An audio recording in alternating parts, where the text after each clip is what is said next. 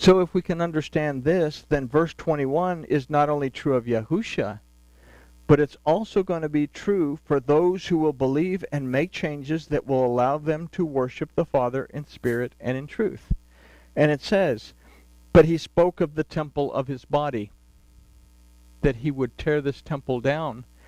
And I say, I can tear my temple down and raise it up again in 3 days if I will follow the formula that Yahusha set, the precedent that he set based on my understanding of that feast of Passover.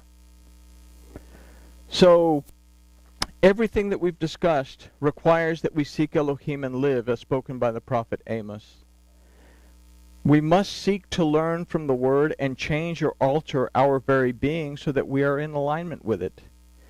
Yahuwah has said that the heart of the Adam is wicked, as is every imagination of his heart.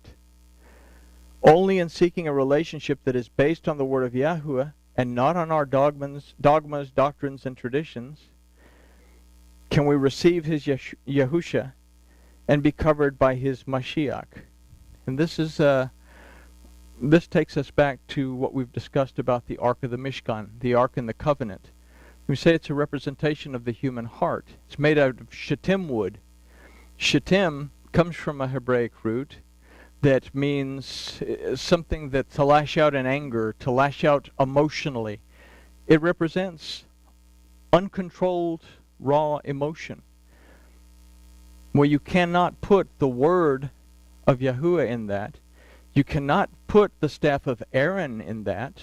The staff represents the instruction. Aaron as a word means the bringer of light. You can't bring the instruction of the one that gives us light into something that is totally and completely raw emotion.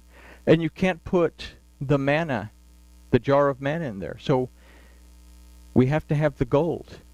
And it's the gold that represents Mashiach, the anointing of Yahweh that tempers us so that we can receive the word within us and carry the word within us.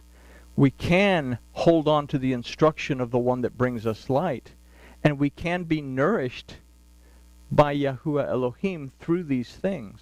So it's a very important thing that we understand that when we say that we have to be able to take a look at ourselves and see what changes I have to make so that I can receive his Yahusha, so that I can receive his redemption, deliverance, and restoration that comes in his name.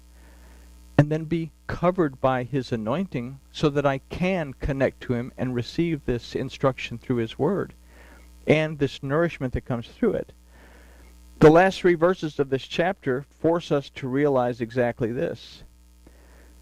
It says, starting at verse 23, now when he was in Jerusalem at the Passover, in the feast day, many believed in his name when they saw the signs which he did. So we've just considered the signs that he did, the sign of the death, burial, and resurrection.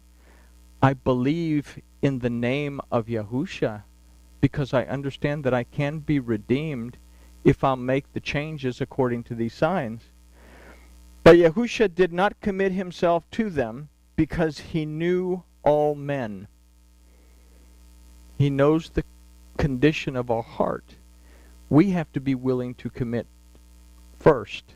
We have to be the one to say, I'm going to make the changes. I'm going to say I do when the bread is offered and when that wine is offered.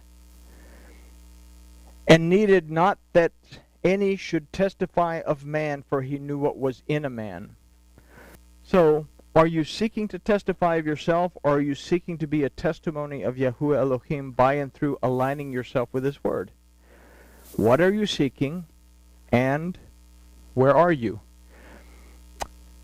Seh Yochanan is a really amazing grouping of stories that are going to tell us a lot about who we are and how we need to grow.